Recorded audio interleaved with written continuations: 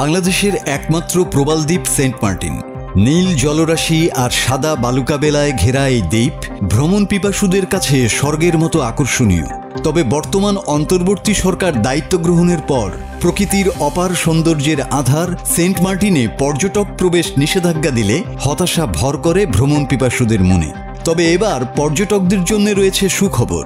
আগামী 1 নভেম্বর থেকে পর্যটকদের জন্য খুলে দেয়া হচ্ছে সেন্ট মার্টিন দ্বীপ। আগামী ফেব্রুয়ারি পর্যন্ত 4 মাস পর্যটকদের প্রবেশাধিকার থাকবে।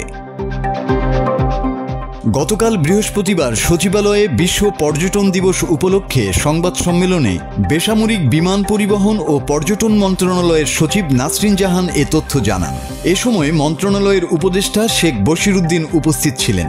সচিব নাসরিন জাহান বলেন, পর্যটন খোলার আগে পর্যটকদের নিরাপত্তা ও পরিবেশের সুরক্ষা দুটিই আমাদের দেখতে হয়। সেন্ট মার্টিন যেহেতু ইউএন ট্যুরিজমের হেরিটেজ এলাকা, তাই প্রবাল সংরক্ষণ অত্যন্ত গুরুত্বপূর্ণ। এজন্যে সীমিত সংখ্যক পর্যটক প্রবেশের অনুমতি দেয়া হবে। তিনি জানান, পর্যটক ব্যবস্থাপনায় সফটওয়্যার চালু করা হচ্ছে, যা জাহাজ শিল্পের সঙ্গে সমন্বয় করে কাজ করবে। আগামী 1 নভেম্বর থেকেই এই ব্যবস্থা কার্যকর হবে।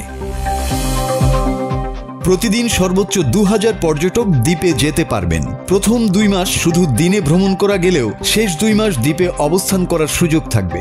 2024 সালের ইমিগ্রেশন, পুলিশ ও অন্যান্য তথ্য অনুযায়ী প্রায় 6,25,000-এরও বেশি বিদেশি পর্যটক বাংলাদেশে এসেছেন। মাসুদ হাসান, বাংলা টিভি।